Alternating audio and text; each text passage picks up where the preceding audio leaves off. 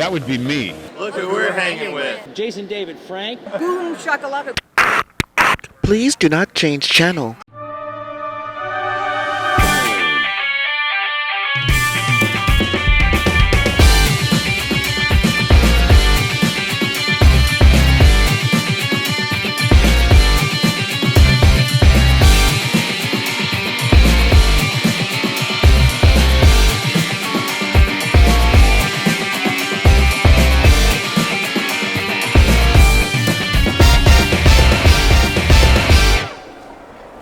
Hello, World Wide Web. Welcome back to the Hangin Web Show. I'm GW Pomichter. I'm Christian Basel. And we are at Tampa Bay Comic-Con. This is the last day of Tampa Bay Comic-Con, and we're right now hanging with Kevis? Mitchell. Kevis. See, she does that to me on purpose. She don't put any kind of symbols or anything. No schwa, nothing hyphenated. It's no problem. She likes it when there you go. Off camera, we've got a picture, so he's working on a piece we're going to tell you about in a minute. This is Kevis Mitchell, an artist with Twisted Wire Art. I did say that right. That wasn't mispronounced. Twisted Wire Art. Yes.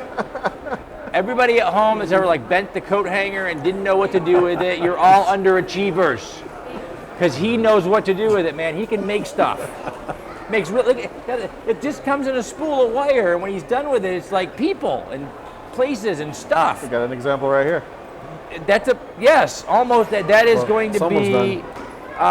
Kevis, thanks for hanging with us, first of all. Oh, my pleasure. Thank you very much, man, for coming over. I got to ask. Let me follow the first question, Kevis. What inspired this? I got to know. Okay, as a kid, I was always a G.I. Joe fan. Okay. All right, so Snake Eyes was my favorite character. I loved him.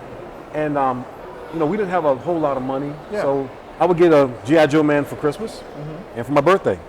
Good times. There you go. That's 2 a year, by the way. You could collect a lot. So what I did was I would play with everything that I could find. And I was blessed with this imagination where I could just look at an inanimate object, and this would be Snake Eyes, and this would be Storm Shadow, and I would play with them. Now I want to point out to all the people on YouTube, y'all have done this before. Y'all picked up the little needle nose pliers, and you looked at it, and you did the Star Wars thing, because that's a spaceship.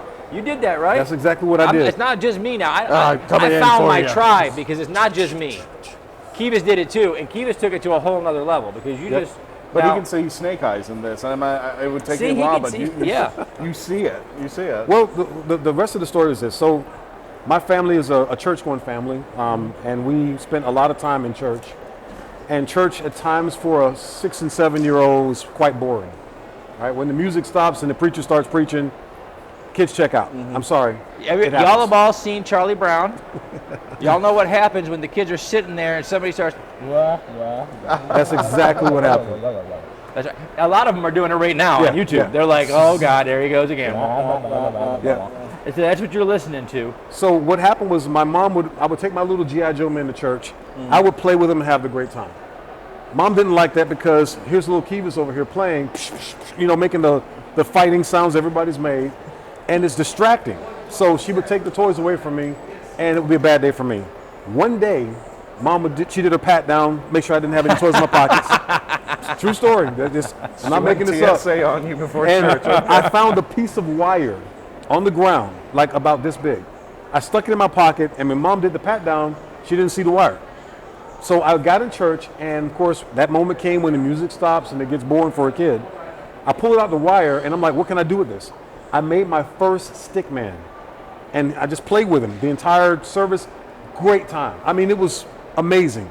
Best service ever. Best ever. So what happened was, back in those days, kids, you guys don't know anything about this, we used to walk home from school.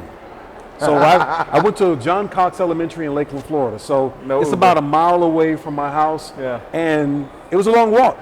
One day, I was walking by the unemployment office, and they were redoing the phone systems. So there was a big, huge box full of wire outside by the dumpster. And I'm walking by and bebopping, and I had in my mind the image of this wire that I played with. And I saw a gold mine, a freaking wire treasure trove. Treasure chest. Oh my goodness. Yes. It was amazing. So I'm 8 years old. I grabbed this box of wire, and it was ridiculously heavy. And my 8-year-old frame dragged this wire the rest of the way home. And in my mind, I'm like, this is great. I get home, and I start creating my little stickmen to play with. And in my mind, I'm thinking, okay, I'm going to make my own little guys to play with. And they were G.I. Joe, they were Snake Eyes, they were Transformers, whatever I could imagine. My little guys became that. That is so awesome. A transition happened. That gave me 3 years or 4 years worth of material to work with. Over the course of those 3 years, my little stickmen and my imagination went from being little blobs of wire to actual characters. People that you could and make. My family would look at them and go, hey, that kind of looks like a soldier. It kind of resembles it. I learned how to make weapons. I learned how to make armor. I started experimenting and I got better. So this is over the course of years. Then high school came, and of course it's not cool to make wiremen, so I tried to hide it. Yeah. Then, as one does. Yeah. Well, I just didn't want the girls to know that I was making wire sculptures. Then I joined the Marine Corps, and I didn't care what anybody thought. Come mess with me, I'm a Marine, I don't care. So outstanding. I started making wiremen, and I was stationed in Quantico, Virginia. I'm a part of the Presidential Helicopter Squadron, working under President Clinton. Awesome. Which is pretty cool. Oh, wow. And of course, they redid the phone systems there. And I got a whole bunch more wire. Got a whole bunch more wire. So I'm in my barracks when we were waiting for stuff to happen. I'm making wire sculptures. By this time, I've got about 15 years of experience. Whatever, how many years it was. And they're starting to really look the way you see them. Then people are starting to see what I'm seeing. Now, this has been 30 years ago that I started, 35 years or something like that. Now, what I imagine, people actually see. So I've been working with this thing for so long, and I started doing like craft shows and garage sales, and a family member of mine named Charlotte, hey Charlotte, she recommended, hey, won't you do a Comic-Con? I'm like, Comic-Con, this is where nerds are. I'm like, I'm not a nerd, I'm a Marine. No. Well, I did my first By the way, con. I want y'all to know, we can't possibly count the number of soldiers, sailors, airmen, and Marines that are on that floor right now. Huh? Very Outstanding, right? Hoorah. There you go. Thank you for your service, sir. Oh, my So, pleasure. Appreciate it. y'all don't know it, but after we do all the rough and tumbly stuff, we're all about the Batman and Robin, baby. Of course. That's it. So here's what happened. So my big idea after I tried the first con, I'm like, wow, this is cool. Like, this is not what I thought it was. Yeah. This is some really cool stuff. About 25 years ago, this was exactly what you thought it was. Okay. This was a place where all the kids that got locked inside lockers at school, this is where they opened the lockers and let us out. Wow. And then all of a sudden, it became cool. Yeah. And everybody showed up, and it's been a party ever since. It's crazy. It's awesome, ain't it, man? And just breaking the stigma of what everybody thought it was, especially people who came here for that reason. It is. Now, what is They the found the most true reason. challenging piece that you've ever done? Okay, there's a couple. Right now on my table, there's a wire sculpture titled Mercy Angel. It's a 3-foot tall angel with a wingspan of about. We are going to 4 grab feet. a photo of that so we can spin it up over here because y'all got to see this piece. It's gorgeous, and it boggles your mind that this was all done from a straight piece of wire. Yeah, I mean, all by hand. It is. It's amazing. All by hand. All by hand. That's incredible. Now, we talked a little off camera. You had a particular challenge at one con. You did a piece in less than 30 minutes. Yes. From scratch, from wire, from the spool to the character in 30 minutes. Well, that's an interesting story. So I'm at the Chicago Comic-Con, and it's the closing day of the con.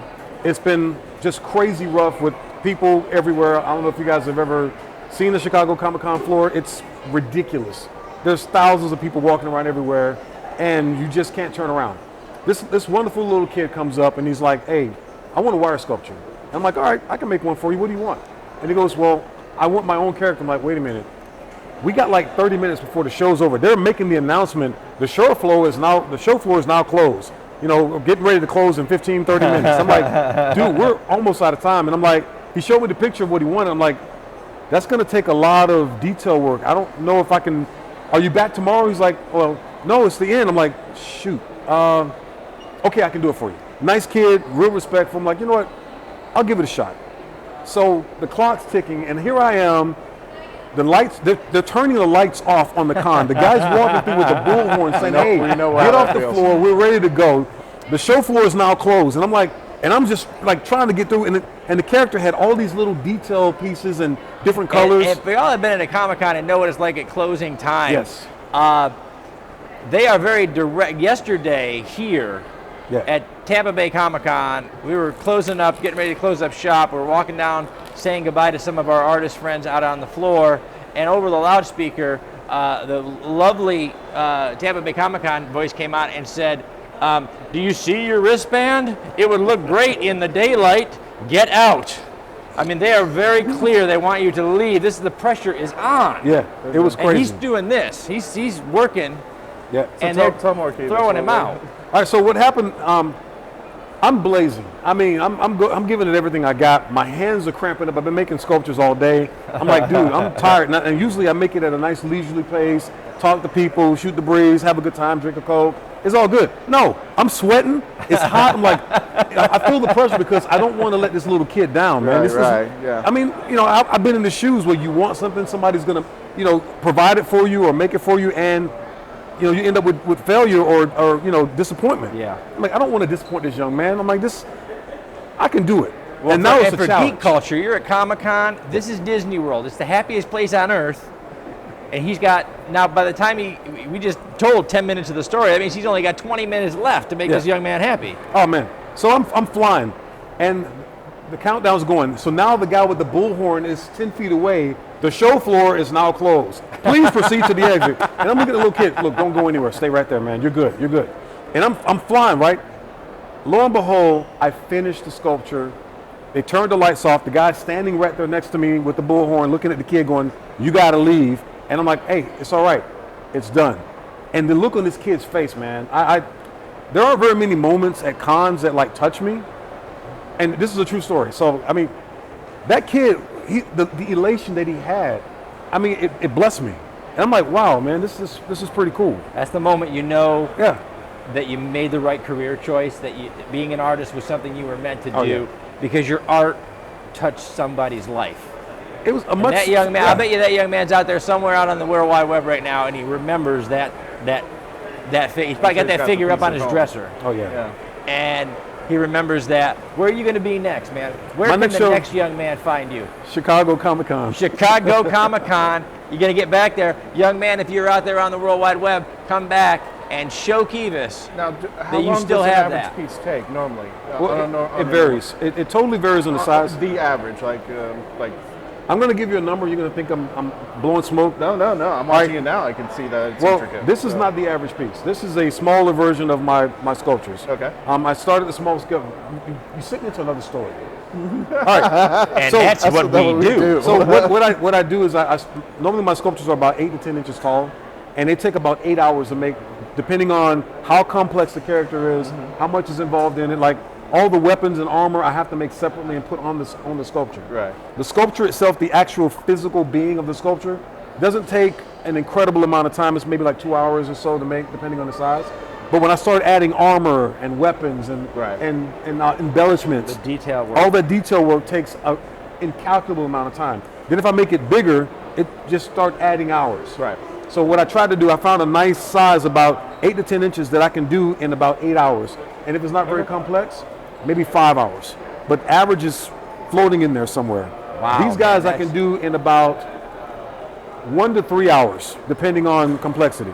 Okay. Now this guy right here, this is going to be Nightwing. That's right. Yeah, yep, Nightwing. right. It's going to be Nightwing. You can find this at Kevis's booth at a Comic-Con near you by the time you see this video. It's already sold. That's already sold. You can't find this piece. You got to find the person who bought this piece, and you got to take them out back and take. No. Oh, I'll make you another one. You make another one? Yeah. All right. Whew. No harm. That was rough, man. No harm. Yeah, no harm. All right, folks, we got to wrap it up. We've had a great time hanging with Kevis Mitchell here. Before we go, we're going to say thank you to our partners and friends. Christian, thank those nice people. Summon Unique Magazine, Space Coast Comics, Famous Faces and Funnies, Yvonne Mason with Off the Chain, and our new friends at the Hanging With family, Pound the Grape, located in Melbourne. Yep. Where our friends, the Kitchen Killers, performed. Yep. And our new friends also, as well in Central Florida. If you're a cosplayer and you don't know them, thank you. And you don't know. Shoulder off. If you don't know who they are, you're going to learn today. It's Embellish FX. They're located in downtown Orlando. If you're a cosplayer, you need something, they've got it. That's right. Thank you so much to all of our partners and friends. Thank you to all of our featured artists and authors. who make the Thank you, show Kevis. happen all the My time. pleasure. Thank you so much to Kevis for being on the show. A pleasure. It was amazing. Thank you for watching the show. Hit subscribe, log on, tune in, and see who we're hanging with next. Outstanding. Thank you, brother. Oh, my pleasure, man. Awesome. This is fun.